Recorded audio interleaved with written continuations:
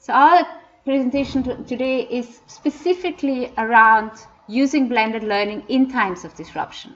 There are lots of questions that come up that are also useful to think about when we are not in times of disruptions, but these questions kind of come to the fore and become amplified when campus is closed and we rely on students to find their own resources to access technology. So all the questions, all the things we're talking about are also valid in normal times, but they are even more challenging and more important to ask when we are shut down. So we would like to use this as an example of a case study of using technology really in a flexible and open way when there is no or limited access to campus. But a lot of the lessons learned will be applicable also under normal circumstances. So what we are going to showcase is 2 lecturers' blended or open learning practices and how they have responded and developed across the last few years and how they have in particular responded to the challenges that we had, and then their responses and what they did and how their students responded to that. But we want to frame this within a framework that allows us to think about the ethics of what we're doing. Hi, Cheryl, welcome. And what we really found useful to think about is JOAN's Toronto Ethics of Care. I don't know if people have come across it. Can you just raise your hand if you've heard about JOAN Toronto's Ethics of Care? So it's completely, okay, there are 2 people. So JOAN Toronto's Ethics of Care is a real interesting way of thinking about our daily practices and the ethics of what we are doing in our daily life. So I don't need to talk about blended learning, but now you should all know what we mean by blended learning. So usually when we talk about blended learning, it's about mixing face-to-face and online, but we are talking about blended learning in a, normal situation where we can at least offer some access to technology to the students through computer labs, through the institutional Wi-Fi. There's still lots of questions we have to think about when we talk about access, but at least under normal circumstances, students should theoretically have access to some technology. But in times of disruption, when the campuses are closed, when students have no access to the Wi-Fi, then what it means is that our blended learning becomes open. So we are using more tools and technologies that are openly accessible and that need to be accessible beyond campus and beyond the institutional infrastructure that we can offer. So suddenly there are new questions that arise. So when we talk about open is when we cross the institutional boundaries of learning and these boundaries become permeable. When we, for example, use open educational resources that are supposedly accessible to everyone, not just to our students. When we're using learning management systems that are open beyond the institutional logins. When lecturers move, for example, to tools and technology beyond what is usually offered by the institution. So, as you know, and I think we've talked about this, during Fees Must Fall over the last 2 years, what we have seen is a spike in use of technology and a spike of use of the learning management system, a spike in the use in particularly of online assignments and online assessments. So last year, at the end of the last year, we got lots of requests of how do we move our assessment online? How can we continue teaching off campus? What would that mean? So there's a huge interest, and as you also maybe know, we created these open access resources, we offered the support, we said, yeah, go ahead, there are all these opportunities, but you can continue your teaching. But I think the conversation that we didn't have is, what does it mean? Yes, technically and theoretically, you're able to continue teaching and learning, and a lot of people did, and a lot of people managed to do so successfully. A lot of people also did not and decided to just stop and wait for the campus to open up again. But what does it mean to move into an open space? For us, what it means for our students, what does it mean in the bigger context of South African politics, student politics of South Africans' higher education? So, in our conversations, in particular when I interviewed the lecturers who were part of our Open Educational Resource Project, who all kind of were more prepared or who found it easier to move into an online learning space because they had already thought about it and they had already prepared their students about it. We ended up talking much less about the use of open educational resources and more about what did that mean to us ethically? Was it fair? I mean, yes, we did it, but how did the students react? And what are the questions that we didn't ask? Or who took the decision to continue teaching? You know, who took it upon themselves to either continue or not to continue? And how were those decisions taken? And how did it happen? And did we actually think, or did we actually just do, you know, day by day? We just continued, we just tried to do our best. But did we actually sit down and think, what does that mean? And when I stumbled across John TRONTO'S Ethics of Care, it suddenly kind of fell in place. It felt that this was a framework that really helped us think through these really, really difficult questions. And so Joan Tronto is a political philosopher. She works a lot in the area of care. And she argues that the biggest problem today with democracy today is that we actually do not value care. So she says care is the most undervalued, it's gendered, it's raised, it's classed, it's not well paid. Most of the care we expect is done for free. And this is what actually, so her argument is, if we saw care as a political project and as actually founding principle of our government, of our politics, we would be in a much better place. So, and why her framework is so useful is because she doesn't see ethics as something that's big and out there and cast in stone and some, you know, generic values that we adhere to, but she sees ethics as a practice. She sees ethics as something we do. It's not some values that we aspire to, that we can never reach. It's in our daily decision-making processes. It's in what we do on an everyday basis. That's where our ethics are, and that's where we have to engage with the ethics on that level.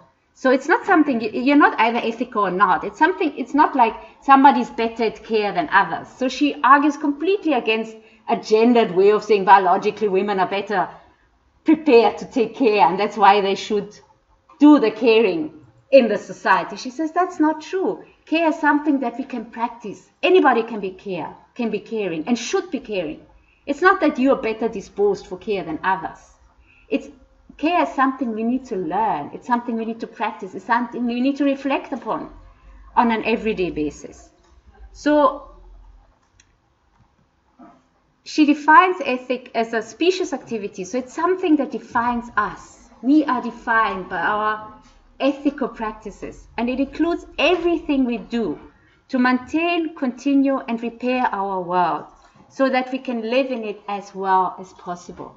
And that's another thing that I find very useful. It's not that it has to be perfect. It's not that we'll ever reach a perfect state.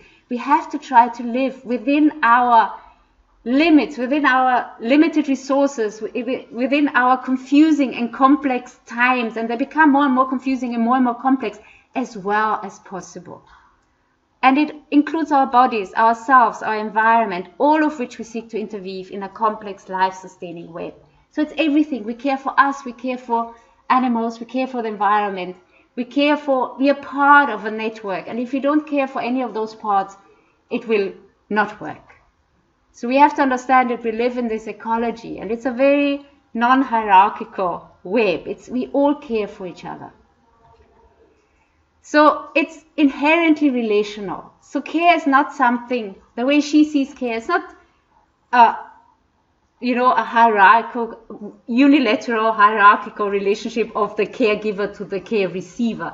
In an ideal world, a caring relationship should be equal. It can never be, but we should attempt to seek caring relationship as equal as possible. And we should try and disrupt the power relationships that are often set up in caring relationships.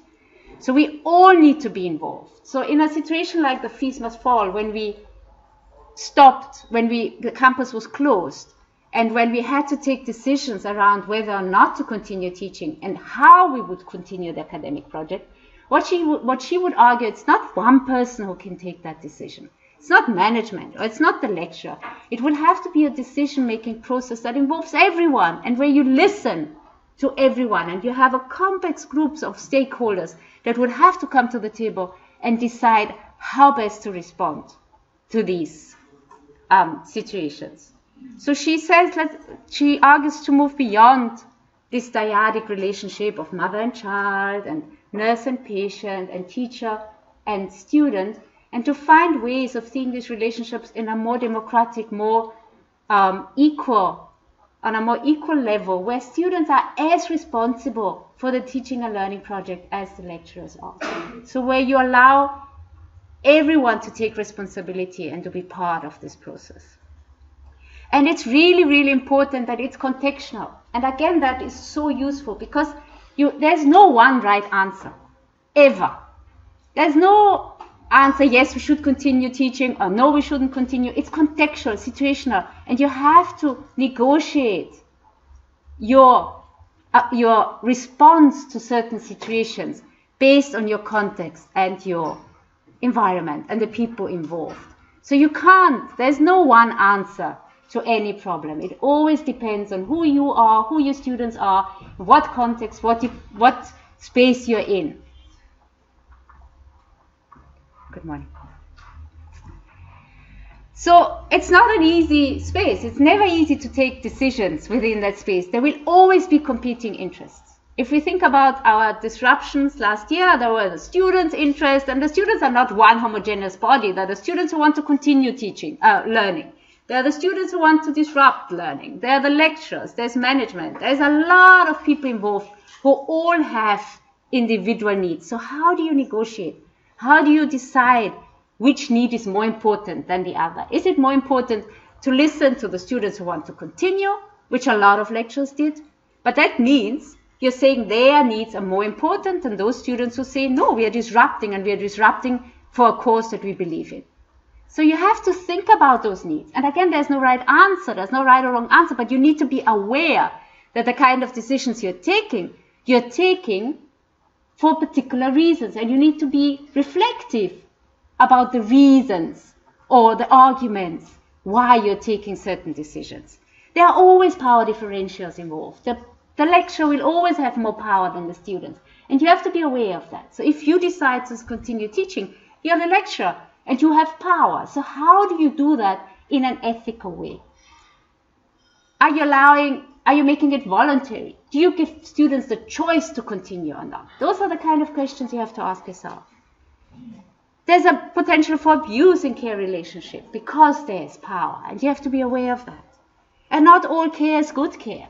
So she disrupts this idea that all caring relationships are good relationships. She says, actually, no, there's the danger of care. And there are two big dangers in her framework, and there's parochialism and paternalism. So paternalism means if you think you know better because you're in power, and your decision-making process is based on that belief. You are the teacher, so you know better, and that's why you're not listening to your students. You're taking your decisions because you think you're in power, and that's why you know better. Parochialism is if you just care about you and your own environment. So you make sure your students are fine. But what you do not think about is the wider and larger context that your teaching and learning practice is embedded in. And again, those are very normal things that happen. We think like that. We think about our own students. We try to make it safe for them. We try to respond to their needs. But at the same time, we need to be aware that our actions have a larger impact, are situated in a larger context. And we have to start thinking about, what does it mean if I care just about my students? And how does that affect the larger movement, for example? So again, there are no right or wrong answers. I'm not here to say it was right or wrong to continue teaching last year. And I want to make that very clear. I'm just saying that it is complex. And I don't think we had that conversation enough about why we did certain things and what the consequences are. So that is what we're trying to do today. And Toronto has listed 5 moral qualities of care that she says can help you think through these ethical dilemmas and these complex decisions. And she says, good care can be identified by these 4 moral qualities. And one is being attentive. So that's the start. You have to be attentive to identify a need. If you're not attentive, you wouldn't even see the need. So your first moral quality has to be this constant attentiveness. Are you in touch with your students? Do you know your students? Do you know what their needs are? Do you know where they are? Do you know whether they all have WhatsApp on their phones? Do you know how to reach them when they're not in class? So this is the attentiveness. Have you established relationships with your students so that you can even hear their needs? And do they know your needs? Do you have a bilateral relationships where you can tell them what your needs are? Are they as attentive as you? So this is the first level, the first moral quality. And then once you have seen a need, once you have established a need because you were attentive, you have to take responsibility. You have to say, okay, the buck stops here. I am the one who is taking on responsibility. I'm not waiting for somebody else to tell me what to do, but I have decided I've seen this need and I'm going to take responsibility. I'm going to see how I can address this need in relation and in collaboration and in negotiation with everyone who is involved. And then you need to be competent. There's no way you can say, yes, I'm taking responsibility, but you don't know how. You haven't been trained, you haven't been skilled to respond to that need. So you have to have the competence. You have to have the skills, you have the knowledge, you have to know how to respond. So that's the third moral quality of care. And then you have to continue listening. You have done something, you have responded to a need, and you have to listen constantly. Did my response to the need address the need? Are there new needs now? Do I need to change what I'm doing because it didn't address the need? So you have to be in a constant feedback loop with your students or with the people that you care for. And then there's the fifth one, and she added that at a later stage, which is solidarity. And solidarity is that thing that links us to the larger picture. So it is my practice in solidarity with what's happening out there? So it's that thing that kind of counters parochialism. So is what I am doing in solidarity, how does it fit into the larger need of society? Or the caring needs of the larger society? So how does what I do connect to the larger world out there? So those are the kind of 5 moral qualities that she says can help you think through your own practices and to see how do your practices relate to an ethics of care.